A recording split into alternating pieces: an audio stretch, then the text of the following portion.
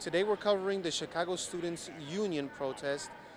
They are having a press conference here at Daly Plaza, and then they will be marching to the CPS building. The creation of Little Village Llano High School campus was a vision that came into realization because of a hunger strike conducted by 14 individuals. They, along with others, were fed up with receiving false promises for a new school and wanted change.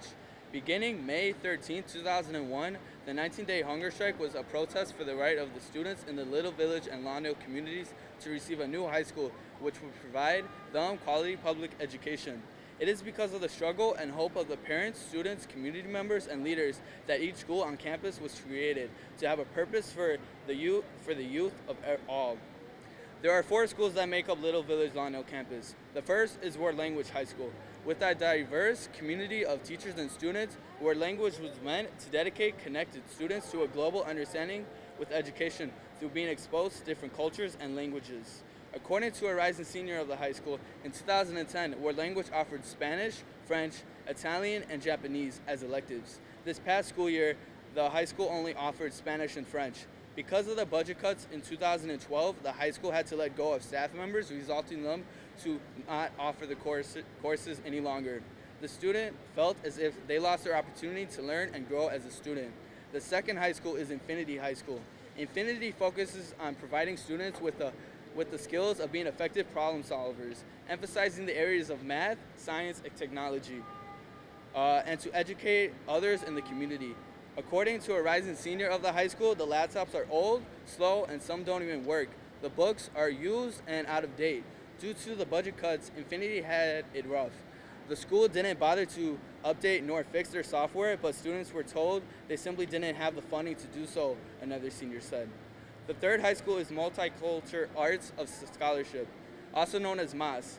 MAS exposes students to ensuring arts, various cultures, and global awareness. Originally, when the campus opened, the high school was named Multicultural Arts High School. It was until this past school year where they changed their name, replacing the word scholarship instead of arts, making the school Multicultural School of Scholarship High School. According to a rising senior, the reason why the school changed their name was because they felt as if they weren't living up to their school model, and due to the change of curriculum. And so after when the Chicago Teachers Union strike, the budget cuts resulted in MAS to lose art, band, and choir classes. The fourth high school is Greater Lawndale School of Social Justice, also known as Social Justice High School or SOJO, which I attend. Social Justice is a school that has 7 principles that make up the Essential 7, which the students and the teachers must work by. The curriculum is culturally rich and challenging as students learn to address real-life issues and needs that impact the community, environment, and the world. As the student representative on the local school council, I can speak on the behalf of my high school. Due to the unfair funding and budget cuts, we no longer, as a school, come together. We are no longer united, looking out for the best of everyone, as brothers and sisters, making up one community. We solely focus on now issues regarding ourselves and our school, not as a whole campus. With that said, unfair funding within schools results in courses getting cut, the basic necessities of students not being met, the atmosphere and culture to change, and loss in their morals and values. It's time to change. It's time for change. Speak up, Chicago. Speak up now. Thank you.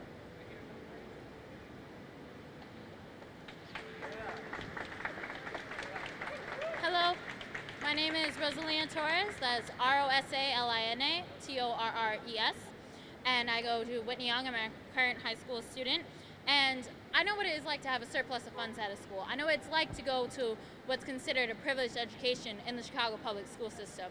However, I also know what it's like to not live in a wealthy neighborhood, to see the students struggle at my local school to look for seats, or my elementary school to be overcrowded for 10 plus years and not get any funds to have a building, while other schools like mine are receiving new chairs and renovating their gym. I know what it's like to see these disparities across the entire state of Chicago.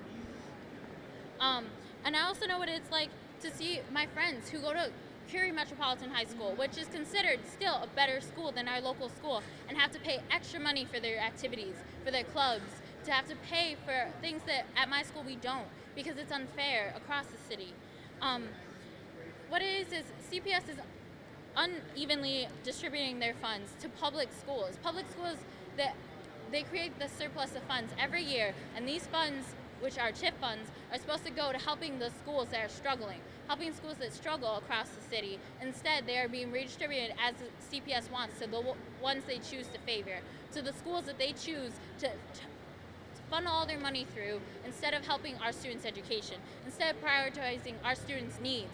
While you hear stories of students who are struggling for textbooks, for toilet paper, for a fair education, for a fair chance at education, and yet we don't understand that. As part of the CSU, I see the difference in education across the city. I see what it is to go to a school with these surpluses and see what it's like to struggle every single day for education. This is why we, the Chicago Students Union, are here fighting today, because we have to fight for our funds to be student prioritized in order to have these schools who need those surplus of funds to give them that fighting chance, to give them the chance to have a fair education so that the entire city of Chicago can have a fair Chicago public school system. Instead of favoring certain schools, we need our voices to be heard, we need our needs to be met, and we need our funding for our students. Thank you.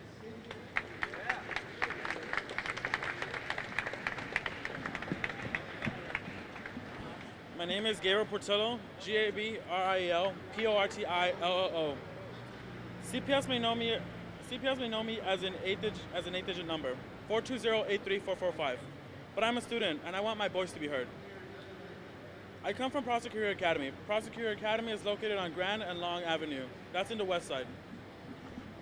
At first glance, my school would seem like a good school. It would seem like a well-funded school. But when you look deeply inside, you see that that's not the true story. I'm here to tell you the true story. I'm here to tell you that it's not. My school is average. We're good, but we could do a little better. I'm not here to talk about my grades. I'm not here to talk about the students. I'm here to talk about how we are underfunded. Textbooks. My school lacks textbooks. Not just newer ones, but up-to-date ones. My sophomore year, I spent a year learning from a textbook dated from 1993. 1993 was 4 years before I was born. That's 21 years ago. 21. Now, that was a math textbook. I was learning from a math textbook from like 2 decades ago. And not only that, but during my junior year, I had an IB history class of the Americas, and we had to change between 3 books in that class, when all we needed was 1 book and we couldn't afford it. Even in that same year, we had an English class, and we didn't have the necessary books that we needed to learn during that class. So instead, my teacher had to print out all the books that we needed individually. And then technology. This is the 21st century. We deserve better and working technology. What we have at Prosecutor Academy is neither. A computer lab with only half of the computers working isn't much of a computer lab to begin with, especially when they're old computers. Printers are also a big no at Prosser. We're not allowed really to use much printers because we don't have paper. We don't have enough money to buy paper for students to print. So they have to find a way to print at home or print somewhere else and pay for it. And projectors are also scarce at Prosser. And when we have them, they usually don't work or have a problem with them. Instead, we have to rely on things like projectors that are like from the 90s. Prosser may seem like a good school, but we're massively underfunded and it's hurting our education. Thank you.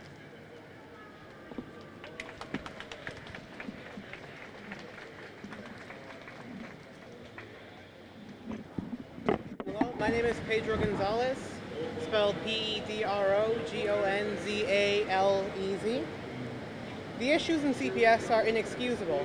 There is no reason for the unequal distribution of funds. And why is Chicago one of the only cities left in the United States with a mayorally selected Board of Education? Students all across CPS are feeling the effects of the consequences. Not to mention their staff and students are worse off. The school I attend, as well as others, have problems caused by these. Prosecutor Academy. Our textbooks are old and destroyed, while other students have been much better off in other schools, simply because they're from either a neighborhood with better revenue or because they have people who are willing to privately fund them. Regardless of that, there should be no reason why our resources aren't the same. Our technology as well malfunctions most of the time. And then, just last year, a projector almost fell on my chemistry teacher because it was unstable. Speaking of falling, the ceilings in the hallways and language rooms next to the cafeteria are literally falling apart. And why are things this way? Either way, it shouldn't be. The school system is what we need to live, and without it, we're nothing. Thank you.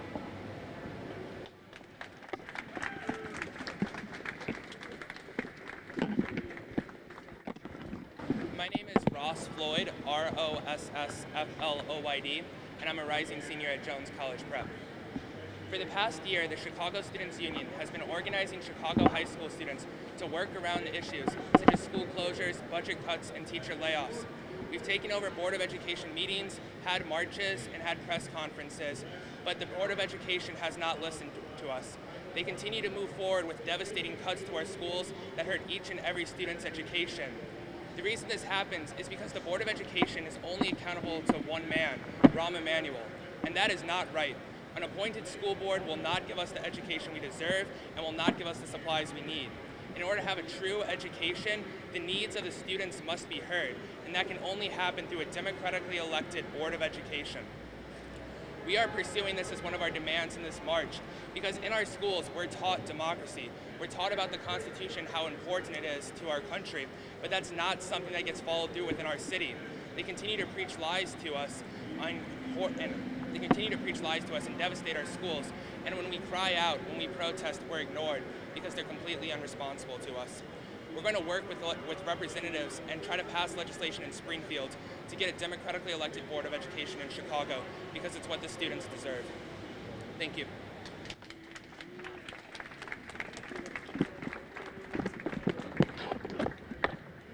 Hi, my name's Samantha Cousineau, SAMANTHACOUSINO, and I am a rising senior at Walter Payton College Prep. We are making it a mission of our union to increase the student voice by getting as many eligible students registered and voting. We are going to give the power to the students, but also give them an important responsibility. We're going to achieve this goal by working with the Chicago Teachers Union and Chicago Votes, combining our resources to get students registered and voting. The effect of this goal will go well beyond a democratically elected school board of education. We want an active student voice in the upcoming November and February elections that will greatly affect our lives. We'll use the power that voting gives us to elect progressive representatives that will help our issues pass in Springfield. And with that, I would like to bring up State Representative Will Guzzardi to speak about this issue. Thank you all.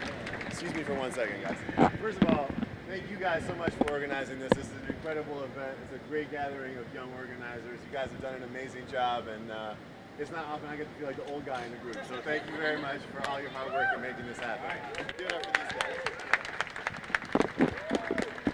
So my name is Will Guzzardi, Guzzardi. I recently won election Democratic primary in March of this year, and I will be sworn in January as the new state representative of the 39th district.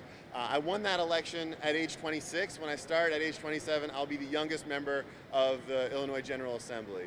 And on the subject of youth for a minute, while we had these wonderful youth with us here today, you know, when I first ran in 2012, I was 24, and a lot of folks said to me, you know, the political folks said, you're too young, you know, you're too inexperienced, people will never take you seriously. But of the thousands and thousands of voters who I spoke to during the course of my 2 campaigns, not a single one ever said to me, I'm not going to vote for you because you're too young. In fact, what I heard over and over again when I told people how old I was good, thank goodness. We need some new blood in there. We need some fresh faces in government. I believe that the people of the city of Chicago and the state of Illinois are turning to our generation for answers. We've seen over the course of so many years the same folks, the same closely knit, entrenched circle of interests making decisions to benefit themselves and turning their backs on our community. So folks are frustrated with this system in place and looking to the next generation for leadership. And I think nowhere is that frustration more clear than the issue of public education. Recently, a woman, a CPS parent, a friend of mine, Rosemary Vega, was banned from all future CPS meetings for her disruptive behavior at these CPS meetings. And Rosemary will be the first to admit that she can get a little emotional about these issues. She can get passionate. But this didn't come out of nowhere, right? She, like thousands of other parents across this city, have tried to be reasonable, have tried to argue with CPS, rationalize, reason, beg, plead, cajole, and still they closed our schools. Still they laid off our teachers. Still they slashed our budgets. Still they over-tested our students. We had no voice in these decisions. We had no recourse, no way to affect the policy that shaped our communities. And the only way we ever will is by having an elected representative school board that listens to our voices. A school board that's accountable not only to one person, but to all the people in the city of Chicago. And to those critics who would say, well, you know, an elected school board, that'll just bring politics into school governance. Well, can you really say seriously that politics isn't a part of these decisions now? The only question that's at issue is, whose politics do we want? The politics of the few or the politics of the many? The politics of the 1% or the politics of the people of the city of Chicago? That's the only question that's left to answer. And we know that this is popular. We did a poll. You know, typically polls have 400 or 600 or 800 people. We did a poll of 80,000 people in the city of Chicago. We had an advisory referendum on this matter in 2012 in the elections, and 87% of Chicagoans voted in favor of an elected school board from 327 precincts across the city. That's literally, it's more popular than kittens. They did a poll. Kittens came in at 73%. Apple pie came in at 81%. And the elected school board comes in at 87%. People in the city of Chicago believe in this idea. But just believing in it isn't enough. We need leaders who are willing to fight for this issue. And as I said at the beginning, the city is looking to our generation for leadership. I intend to go down to Springfield and fight on this issue. But we need more organization and more leadership from the students of this city and from the young people of this city to fight for this issue on the streets. So I'm very proud to join these young people in fighting for an elected school board, in fighting for adequate funding for Chicago Public Schools, and a student voice in the decisions that are made in our schools. And I look forward to walking with you all now. Thank you very much.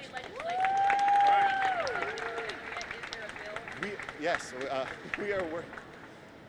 There's a coalition of community groups that is currently working on a bill around an elected school board. We're figuring out the finer points of it. And when I get down to Springfield, I'm going to work with the leaders who have already been working on this issue. And I look forward to joining that coalition and to pushing that legislation forward. Thanks. How many members do you currently have? We're organizing in 25 schools. We have weekly meetings of 30 to 40. We're organizing in 25 schools. We have weekly meetings of 35 to 40 students.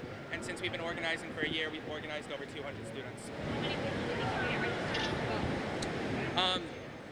I don't have an exact number estimate, but we're going to be working in the junior and senior classes of as many high schools as possible, getting voter registration out. What's the possible number? Do you know what the possible number of students are that could be registered? Well, there's about 200 kids in the senior class of my school. It's a small school. I would just say at my school, Jones, we can probably get about 50 kids, and that's from one class of one high school. So when there are over 100 high schools in Chicago, I think the possibility is really high. Did you talk to the administration of Jones about this issue, and if so, what are their thoughts? About voter registration? About the elected school board. So we're going to start CSU clubs up at every school, working in the new school year, and that's when we'll have those talks with the administrations. How many people were marching today? You can see as well as I can. I'd say, shout out to Numbers Crowd. We got about 70 here today. And we were going to meet at Daly Plaza. There was an interfaith meeting there that forced us to move over. So we've had some confusion from our students, and we have some students coming late. Marching to CPS headquarters? We're marching to CPS headquarters to demand student-prioritized funding and a democratically elected Board of Education. Are they expecting you to have a meeting with them? We don't have a meeting with them, no. You did have a meeting with them, though, correct? Or with Jesse Ruiz? We have met with Jesse Ruiz twice. How did that go? We're working on getting a survey out to all high school students to ask about what problems they're facing in their schools so we can start to work efficiently around getting budgeting problems fixed. The way we look at it is we can't solve problems if we don't know what problems exist. Okay, and the survey would be through CPS? Would they have they would provide support to give that survey? We're working on the details and the possibilities of that at meetings, but it's looking like that's a possibility. Jesse Ruiz is in favor of that survey. But didn't Jesse Ruiz help create an advisory council already? That is Barbara Bird Bennett, CEO, Advisory Council. We work with the Student Advisory Council on this survey issue as well. Who else is supporting your efforts? CTU? We are allies with the CTU. There's a lot of confusion between the names as if there's an official partnership, and we're completely sovereign organizations. This is a completely student-run organization, but we make allies with multiple organizations throughout the city, such as Chicago Votes, what we're going to be working with this school year. Our money. Whose money? Our money. Show me what democracy looks like. This is what democracy looks like. Show me what democracy looks like. This is what democracy looks like. Show me what democracy looks like. This is what democracy looks like. Who are you? CSU. Who are you? CSU. Who are you? CSU. Who are you? CSU. We won't let you take our school. We won't let you take our school. My mother was working 2 jobs and didn't have time to help me with my math. And by now I was illiterate, so I couldn't tell you what the problem was, but I know this half glass of water was evaporating at an exponential rate. It was just so tempting to pour it out and fill it with the demons that were taunting me. I'm treated like the nothing that they see me as. At the zoo I see animals that look alike in the same cages, and when school turned into prison, I was with those poor, below average, neighborhood schools suspended and expelled kids. My glass is no longer half full. I just hope my son's juice boxes are filled with delicious orange juice because it's tasty and it's better than water. Can't block this area. Yes. Our schools!